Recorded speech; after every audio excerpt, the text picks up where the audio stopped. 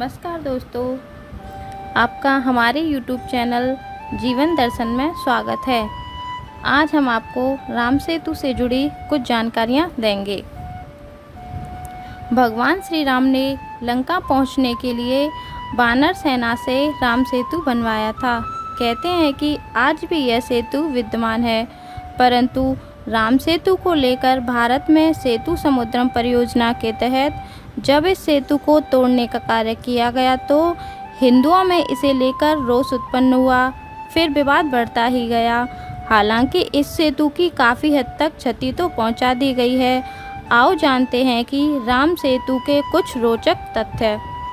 भारत के दक्षिण में धनुषकोटी तथा श्रीलंका के उत्तर पश्चिम में पंबन के मध्य समुद्र में 48 किलोमीटर चौड़ी पट्टी के रूप में उभरे एक भूभाग के उपग्रह से खींचे गए चित्रों को अमेरिकी अंतरिक्ष अनुसंधान संस्थान नासा ने जब 1993 में दुनिया भर में जारी किया तो भारत में इसे लेकर राजनीतिक वाद विवाद का जन्म हो गया था।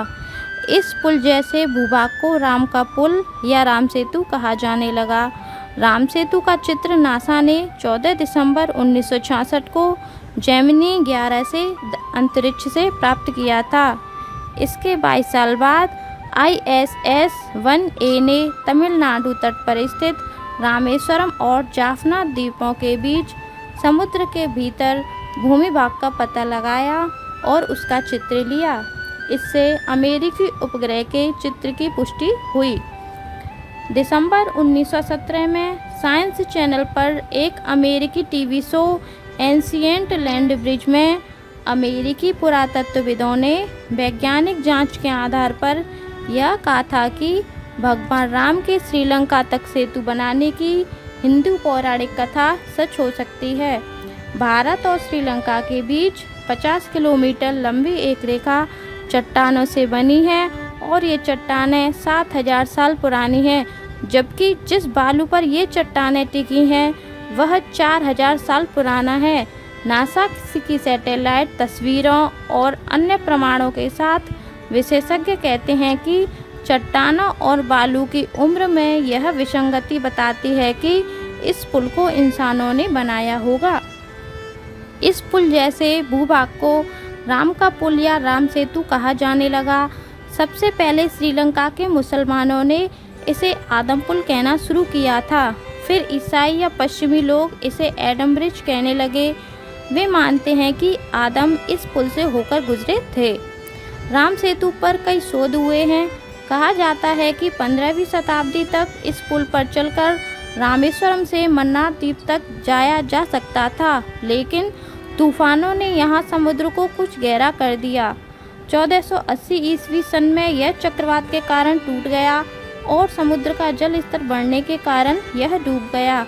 वाल्मीकि रामायण कहता है कि जब श्री राम ने सीता को लंकापति रावण से छुड़ाने के लिए लंका द्वीप पर चढ़ाई की तो उस वक्त उन्होंने विश्वकर्मा पुत्र नल और नील से एक सेतु बनवाया था, जिसे बनाने में वानर सेना ने सहायता की थी। इस सेतु में पानी में तैरने वाले पत्थरों का उपयोग किया गया था, जो कि किसी अन्य जगह से लाए गए थे। कहते हैं कि ज्वालामुखी से उत्पन्न पत्थर पानी में नहीं डूबते। संभवतः इन्हीं पत्थरों का उपयोग किया गया होगा। भगवान राम ने जहां धनुष मारा था उस स्थान को धनुषकोटी कहते हैं। राम ने अपनी सेना के साथ लंका पर चढ़ाई करने के लिए उक्त स्थान से समुद्र में एक ब्रिज बनाया था। इसका उल्लेख वाल्मीकि रामायण में मिलता है। श्री राम ने इसे सेतु का नाम नल सेतु रखा था। वाल्मीकि रामायण में वर्णन मिलता है कि पुल लगभग 5 दिनों में बन गया, जिसकी लंबाई 100 योजन और चौड़ाई 10 योजन थी। रामायण में इस पुल को नल सेतु की संज्ञा दी गई है। नल के निरीक्षण में वानरों ने बहुत प्रयत्नपूर्वक इस सेतु का निर्माण किया था। वाल्मीकि रामायण 6/2276 गीता प्रेस गोरखपुर से छपी पुस्तक सागर में वर्णन है कि राम ने सेतु के नामकरण के अवसर पर उसका नाम नल सेतु रखा। इसका कारण था कि लंका तक पहुंचने के लिए निर्मित पुल का निर्माण विश्वकर्मा के पुत्र नल द्वारा बताई गई तकनीक से संपन्न हुआ था। महाभारत में भी सेतु का जिक्र आया है। अगर आपको यह जानकारी अच्छी लगे तो इसे अपने दोस्तों में शेयर करें, वीडियो को लाइक करें और हमारे चैनल को सब्सक्राइब करें और कमेंट्स में जय श्री राम जरूर लिखें।